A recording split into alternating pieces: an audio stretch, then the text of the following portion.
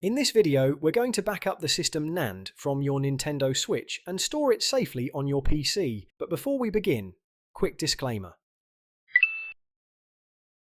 This video is for educational purposes only. Modifying your Nintendo Switch comes with risks. You can void your warranty, you can brick the console if you do something wrong, and you can also get the system banned from online services if you take a modded setup online. Only do this if you understand what you're doing and you're happy to take full responsibility for your own device. I'm not responsible for any damage, data loss, or bans that happen as a result of you following this guide. Also, I'm not here to promote piracy. This is for homebrew, customization, and using backups of games you own, thank you. This next guide is arguably the most important step to do when you get a modded Switch. We're going to back up the system NAND, so if anything ever goes wrong, you can restore the console back to this exact state. As long as you follow this guide properly, you'll have a safety net in place, so let's get started. Tap Tools at the top, then go into Backup eMMC. Select eMMC Boot 0 and Boot 1 and let that run. It'll only take a moment to complete. Once that's finished, close the window and select eMMC RAW GPP. Let that run as well. This part takes a bit longer, usually at least 15 minutes, so it's a good time to grab yourself a brew while it completes. By now, you've probably noticed that I use a few different consoles in my videos. That's because I work with these devices quite a lot.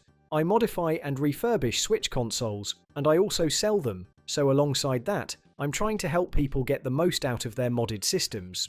Now that that's complete, we need to connect the console to the PC so we can transfer the system backup to a safe location.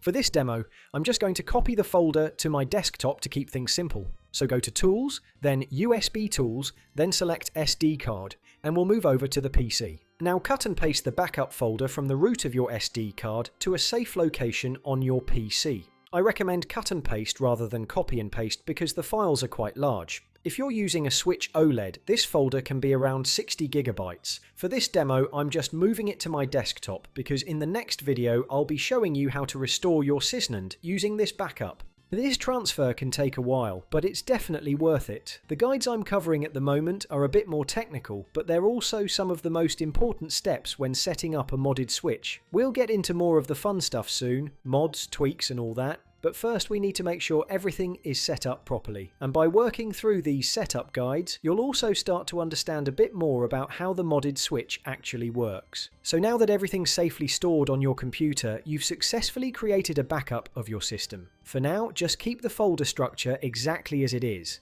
In the next video, I'll show you how to set this up properly so it's ready if you ever need to restore your SysNAND. That's it. Let me know in the comments how you got on, and don't forget to like and subscribe for more guides like this, and as always, thanks for watching.